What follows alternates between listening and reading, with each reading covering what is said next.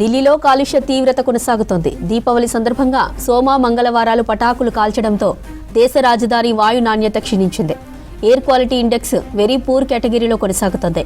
ఇవాళ చాలా ప్రాంతాల్లో AQI 300కు పైగా నమోదైంది.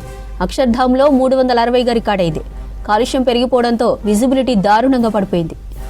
దీపావళి సందర్భంగా పటాకులు కాల్చడమే వాయు కాలుష్యానికి ప్రధాన కారణమన్నారు సెంట్రల్ పొల్యూషన్ కంట్రోల్ బోర్డు అధికారులు. సాధారణ వాతావరణ పరిస్థితి రావడానికి 1-2 రోజులు పడుతుందని చెప్పారు. గాలి నాణ్యత క్షీణించడంతో స్థానికులు తీవ్ర ఇబ్బందులు పడుతున్నారు. ప్రతి ఏటా దీపావళి తర్వాత ఇలాంటి పరిస్థితులే ఉంటాయని చెప్పారు. మరికొన్ని రోజుల్లో గాలి నాణ్యత పెరిగే అవకాశం ఉందన్నారు ఢిల్లీ వాసులు.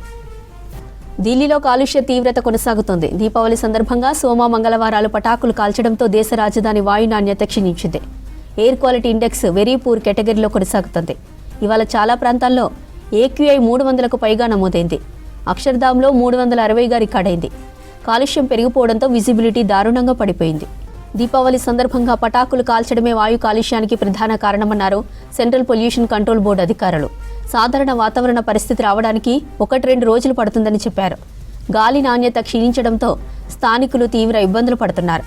ప్రతి ఏటా దీపావళి తర్వాత ఇలాంటి పరిస్థితులే ఉంటాయని చెప్పారు. మరికొన్ని రోజుల్లో గాలి నాణ్యత పెరిగే అవకాశం ఉందన్నారు ఢిల్లీ వాసులు.